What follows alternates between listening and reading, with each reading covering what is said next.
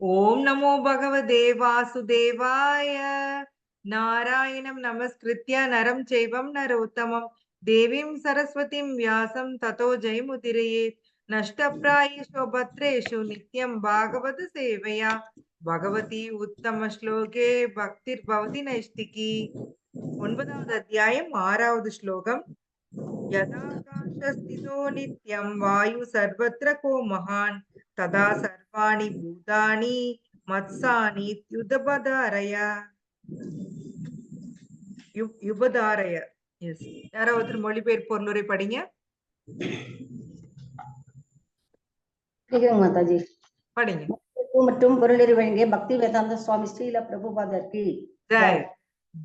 எங்கும் வீசிக்கொண்டுள்ள பலத்த காற்று எவ்வாறு எப்போதும் ஆகாயத்தின் உள்ளதோ அது போலவே படைக்கப்பட்டவை அனைத்தும் என்னில் அமைந்துள்ளதை அறிவாயாக. பொருளுரை: இந்த பிரம்மாண்டமான ஜட படைப்பு எவ்வாறு இறைவனில் அமைந்துள்ளது என்பது சாதாரண மனிதனின் சிந்தனைக்கு எட்டாததாகும். ஆனால் நாம் இதை புரிந்து கொள்ள உதவும்படி இறைவன் இங்கு ஓர் உதாரணத்தை கொடுக்கிறார். நாம் காணக்கூடிய தோற்றங்களில் மிகப்பெரியது ஆகாயமே. அந்த ஆகாயத்தினுள் உள்ள மிகப்பெரிய பிரபஞ்ச தோற்றம் காற்று. காற்றின் அசைவுகளே அனைத்து அசைவுகளையும் உண்டாக்குகின்றன. காற்று பிரம்மாண்டமாக உள்ள போதிலும் அது ஆகாயத்தினுள் அமைந்துள்ளது. ஆகாயத்தின் எல்லைகளை தாண்டுவதில்லை. அதுபோல அற்புதமான பிரபஞ்ச தோற்றம் முழுவதும் இறைவனின் பரம இச்சையாலேயே இயங்குகின்றன. அனைத்தும் அவரது பரம இச்சைக்கு கட்டுப்பட்டுள்ளன. பரமபுருஷ பகவானின் விருப்பமின்றி ஒரு புல்லும் அசையாது என்பதை அனைவரும் அறிவர். எல்லாம் அவரது விருப்பப்படியே நடக்கின்றன. அவரது விருப்பப்படியே அனைத்தும் படைக்கப்படுகின்றன, அனைத்தும் காக்கப்படுகின்றன, அனைத்தும் அழிக்கப்படுகின்றன. இருப்பினும் அவர் அனைத்திலிருந்தும் விலகி இருக்கிறார். காற்றின் செயல்களிலிருந்து ஆகாயம் தனித்து விளங்குவதைப் போல யத்பீஷாவாத பவதே பரமபுருஷருக்கு பயந்தே காற்று வீசுகின்றது என்று உபனிஷத் ஜெயத்ரி உபனிஷத் 2.8.1 கூறுகின்றது. பிரகத் ஆரண்யக உபனிஷத்தில் 3.8.9 கூறப்பட்டுள்ளது. ஏதத்ய வா அஷரஸ்ய பிரசாசனே வாக்கி சூரிய சந்திரமௌ வித்ரோ திஷ்டத ஏதஸ்ய வா அக்ஷரஸ்ய பிரசாசனே காக்கி தியாவ் ஆவருதிய வித்ரோடவ் திஷ்டத. பரமபுருஷ பகவானின் மேற்பார்வையில் அவரது உன்னத கட்டளையின்படி சந்திரன், சூரியன் மற்றும் இதர பெரும் கிரகங்களும் இயங்குகின்றன. பிரம்ம சம்ஹிதையில் 5.52 கூறப்பட்டுள்ளது. யக்ஷூர் ஏஷ சவிதா சகல கிரகாணாம் ராஜா சமஸ்த மூர்த்திர சேஷ தேஜா யஸ்யாக்யா பிரமதி சம்பிருதகால சக்ரோ கோவிந்தம் ஆதிபுருஷம் தம் அகம் பஜாமி. இது சூரியனின் இயக்கத்தை பற்றி விளக்கும். சூரியன் பரமபுருஷரின் கண்களில் ஒன்று என்றும் வெப்பத்தையும் ஒளியையும் தரும் அளவற்ற சக்தியுடையது என்றும் கோவிந்தரின் உன்னத விருப்பம் மற்றும் கட்டளையின்படி அது தனது பாதையில் இயங்குவதாகவும் வர்ணிக்கப்பட்டுள்ளது. எனவே நமது கண்களுக்கு மிகவும் அற்புதமாகவும் பிரம்மாண்டமானதாகவும் தோன்றும் இந்த ஜட தோற்றம் பரமபுருஷ பகவானின் முழு கட்டுப்பாட்டில் உள்ளது என்பதற்கான ஆதாரங்களை நாம் வேத இலக்கியங்களில் காண முடிகிறது. இந்த அத்தியாயத்தின் பின்வரும் ஸ்லோகங்களில் இது மேலும் விளக்கப்படும். ஹரே கிருஷ்ணா. ஹரி ஹரி போல். சோ இப்ப நாம பகவானுடைய படைப்பு பத்தி பார்த்துட்டு வந்துருக்கோம் இல்லைங்களா? போன ஸ்லோக்கால எல்லாமே என்ன, அதுக்கு முன்னாடி ஸ்லோக்கால எல்லாம் என்ன இருக்கு ஆனா நான் அதுல இல்ல அப்படின்னு சொன்னாரு. அப்புறம் பாத்தீங்கன்னா படைக்கப்பட்டவை எல்லாமே அது என்னில் நிலை பெற்றிருக்கவில்லை, நான் தான் எல்லாத்தையும் காப்பாத்துறங்கிற போதிலும் நான் பிரபஞ்ச பகுதியோட ஒரு தோற்றம் இல்லை, ஏன்னா படைப்பின் மூல காரணம் நான் தான் அப்படின்னு சொல்லி போன ஸ்லோகால பகவான் சொல்றாரு. சோர்ஸ் அவரு தான், ஆனா அவரே எல்லாத்துலயும் இருக்காரா அப்படின்னா இல்ல. எப்படி இந்த உலகத்தை அவர் மெயின்டைன் பண்ணிட்டு இருக்காரு? பிரதிநிதிகள், தன்னுடைய சக்திகள், தன்னோட சக்திகள் மூலமா அவர் மெயின்டைன் பண்ணிட்டு இருக்காரு இல்லைங்களா? போன கிளாஸ்ல அதான் நம்ம பார்த்தோம். அவர் தானா போய் எல்லாத்துலயும் இன்வால்வ் ஆகுறது இல்ல. சோ அவரு பாத்தீங்கன்னா கிருஷ்ணாட்டு இருந்து நாம் பார்த்தோம், கிருஷ்ணாட்டு இருந்து பல்ராம் வராரு, பல்ராம் இருந்து சதுர்வியூகா வராங்க, வாசுதேவா, அனிருத்தா, சங்கர்ஷனா, பிரத்யும்னா. அந்த சங்கர்ஷனால இருந்து நாராயணா வர்றாரு, மறுபடியும் அந்த சங்கர்ஷனால இருந்து சதுர்வியூகா வராங்க. சோ அந்த சங்கர்ஷனா, அந்த 2வது சதுர்வியூகால இருக்கிற சங்கர்ஷனாட்டு இருந்து காரணோதக்ஷாய் விஷ்ணு வர்றாரு. காரணோதகசாயி விஷ்ணு இருந்து மறுபடி கர்ப்போதகசாயி விஷ்ணு, அப்புறம் க்ஷீரோதகசாயி விஷ்ணு. இந்த 3 விஷ்ணுவும் தான் வந்து இந்த படைப்பு ஃபுல்லா பாத்துக்கிறாங்க. இப்ப நீங்க உங்களுக்கு தெரிஞ்சிருக்கும், டாப் மோஸ்ட் வந்து கிருஷ்ணா எங்க இருக்காருன்னா டாப் மோஸ்ட் இருக்காரு. சரிங்களா? அவற்றிருந்து தான் எல்லாமே வந்தது. ஆனா அவரு எதுலயாவது இன்வால்வ் ஆயிருக்காருன்னா இல்ல. யார் இன்வால்வ் ஆயிருக்கா? அவரோட சக்தி. அவரோட சக்திகள். சோ கர்ப்போதகசாயி விஷ்ணு, காரணோதகசாயி விஷ்ணு, கிருஷ்ணாவும் வேறயான்னு கேட்டா இல்ல. எல்லாரும் ஒன் சென்ஸ் ஒண்ணுதான். ஆனா அவங்க வேற, இவங்க வேற. சோ இதுதான் அச்சிந்திய பேத அபேதம். ஒண்ணு ஆனா வேற. எல்லாரும் ஒண்ணுதான் ஆனா வேற. எந்த இதுலனாக்க விஷ்ணுனா அவருக்கு வந்து 60 குவாலிட்டி இருக்கும். கிருஷ்ணாக்கு 64 குவாலிட்டி இருக்கு. அந்த வித்தியாசம் இருக்கு. இப்ப லார்ட் சிவாவும் கிருஷ்ணாவும் ஒண்ணுதானா ஒண்ணுதான் ஆனா வேற. ஏன்னா லார்ட் சிவாக்கு அந்த குவாலிட்டிஸ் கொஞ்சம் கம்மியா இருக்கு. பிரம்மாக்கு இன்னும் கொஞ்சம் கம்மியா இருக்கு. ஜீவாத்மாக்கு இன்னும் கம்மியா இருக்கு. ஒன் சென்ஸ் பார்த்தா எல்லாமே கிருஷ்ணால இருந்து வந்ததுதான் இல்லீங்களா? பகவான் இல்லாம எதுவுமே இல்ல. ஒரே நிமிஷம்.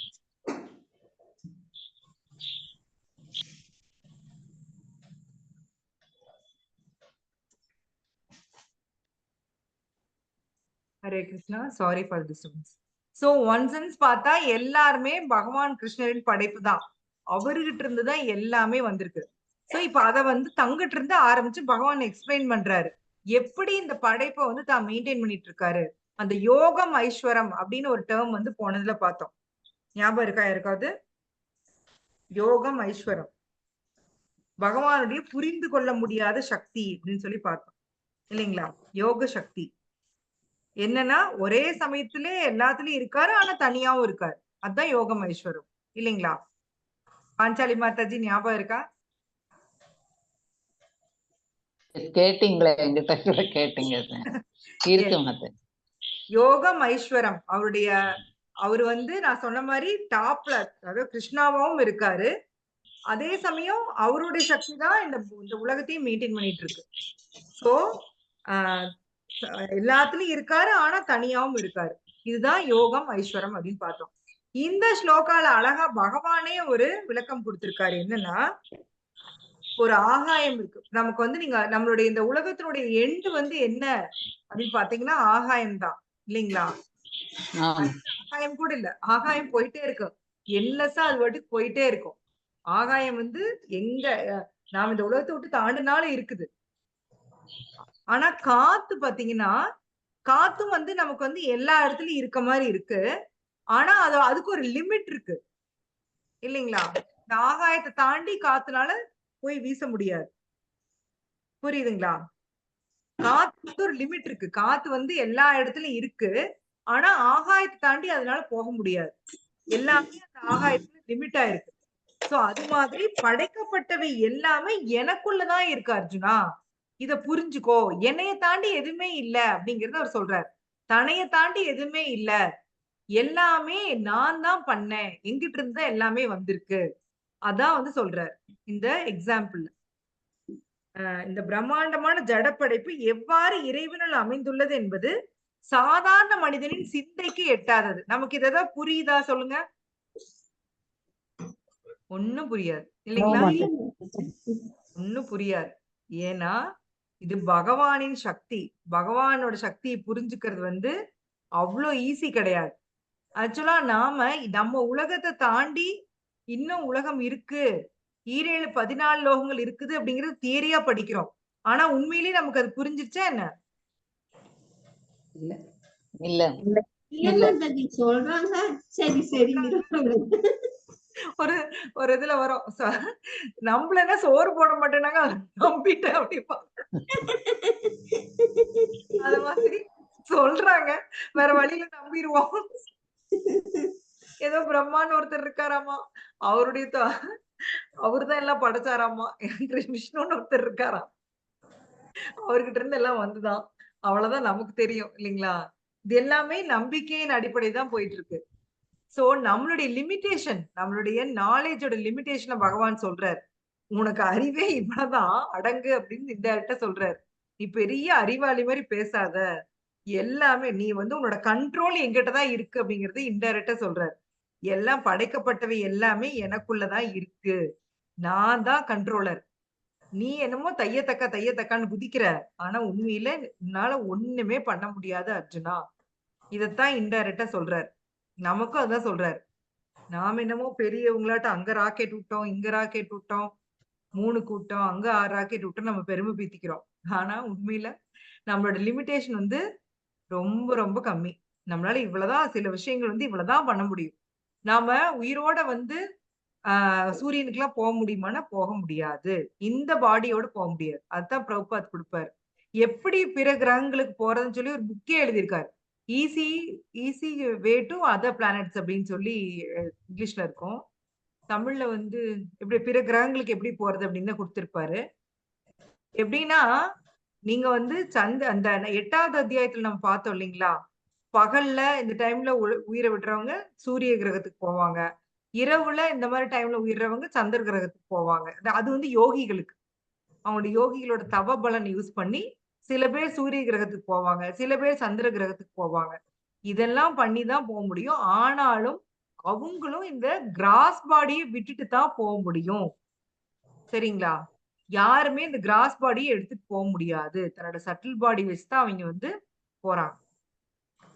சோ, நமக்கு ஆயுளும் ரொம்ப ரொம்ப கம்மி. கலியுகங்கிறதுனால நமக்கு ஆயுளும் ரொம்ப கம்மி.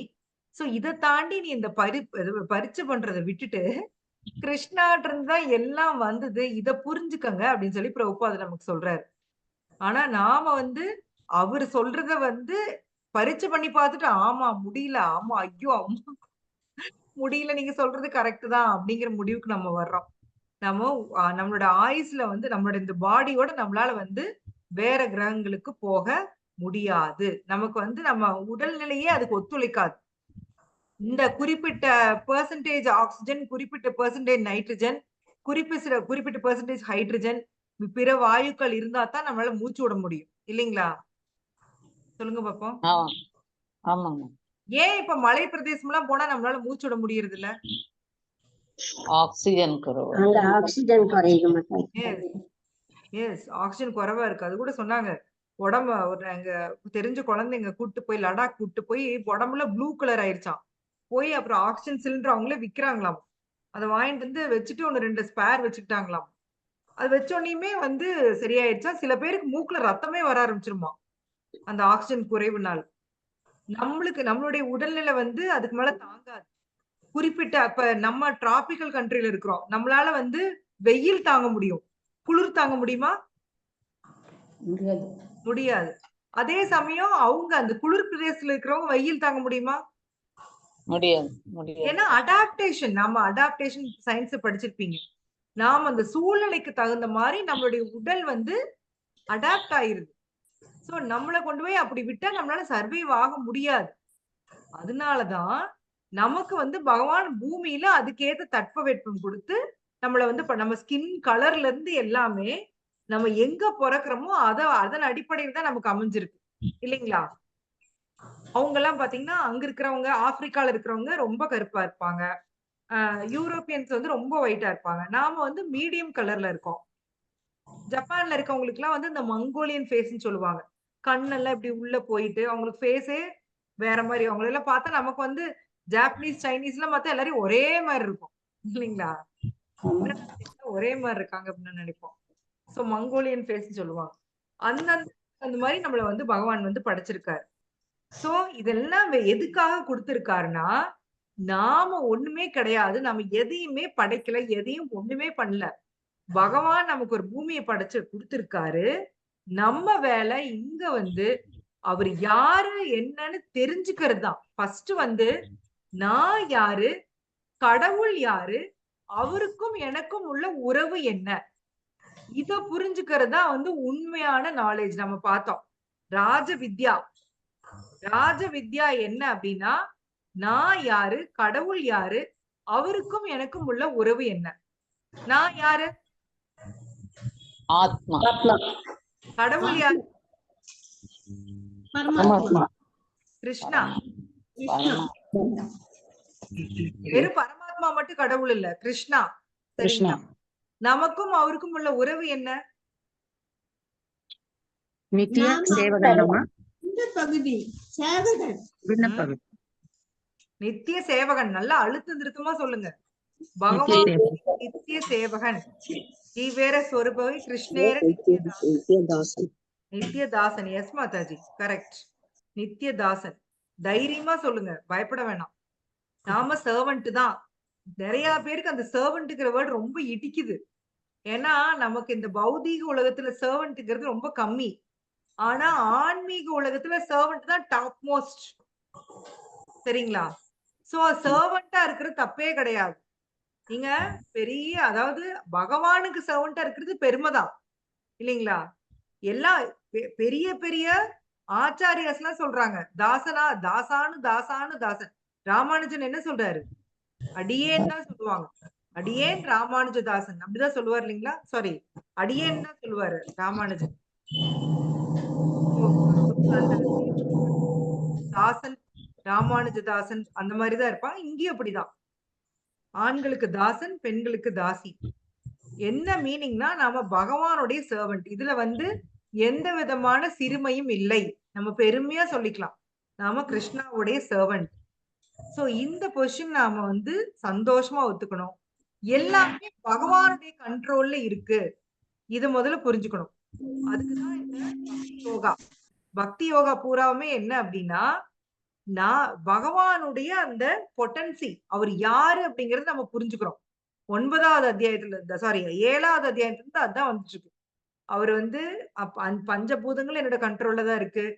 என்னுடைய சக்தி தான், பிரிஞ்ச சக்தி, ஜீவாத்மா என்னோட சக்தி அப்படின்னு சொல்லிட்டு வந்துட்டு இருந்தாரு.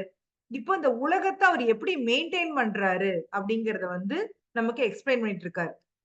எப்படி அந்த ஆகாயம், பறந்து விரிஞ்ச ஆகாயத்துக்குள்ள காத்து எப்படி பலமா வீசிட்டு இருந்தாலும் அந்த ஆகாயத்துக்குள்ள கட்டுப்பட்டு இருக்கோ, அது மாதிரி படைக்கப்பட்டவை எல்லாமே பகவானுக்குள்ள கட்டுப்பட்டு தான் இருக்கு.